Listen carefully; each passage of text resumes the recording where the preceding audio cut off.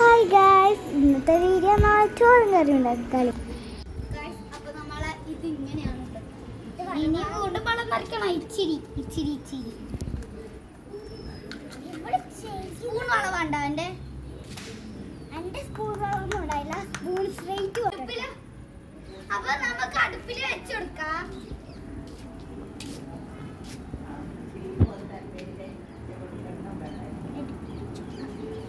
ചെടീനും വെള്ളം കിട്ടും.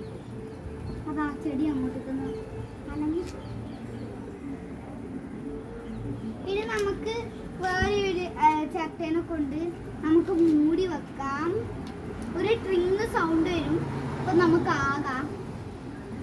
അത് ആയിന്നാണ് അർത്ഥം. ട്രിങ്.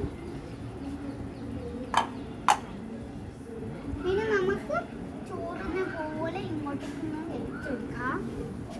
ഇനി ഇത് നമ്മളെ വാട്ടർമെലൺ ജ്യൂസാണ്. അധികം ഒഴിച്ചു. അപ്പൊ ഇച്ചിരി നമുക്ക് ഇതിൽ വെറുതെ ഒന്ന് ഒഴിച്ചെടുത്തു. അരി കുറച്ച് ഇച്ചിരിയേ കൊടുക്കുന്നുള്ളൂ. ഞാൻ സ്പൂണ് നിറച്ചായി. ബീട്രൂട്ട് വര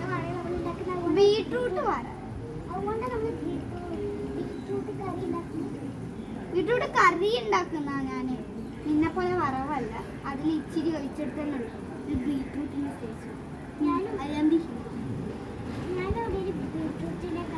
ആ. അപ്പൊ നമുക്ക് ഇനി ഇത് ഈ ബീട്രൂട്ടിന്റെ വെള്ളം മാത്രമേ വേണ്ടൂ.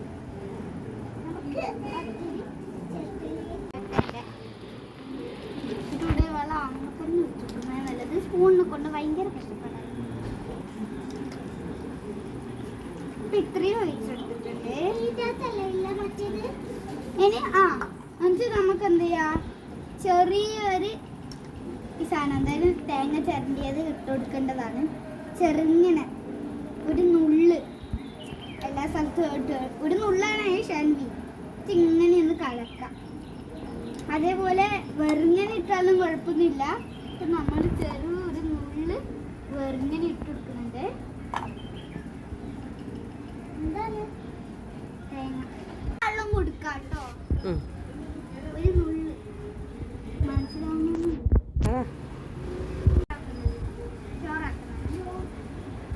ചോറാക്കണം.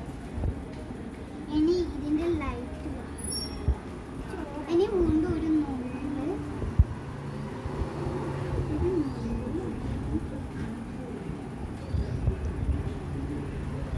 ഏകദേശം രണ്ടേ വേണ്ടുള്ളൂ. അവളതാ കൊറേ പറ്റാൻ പോയിട്ടുണ്ട്.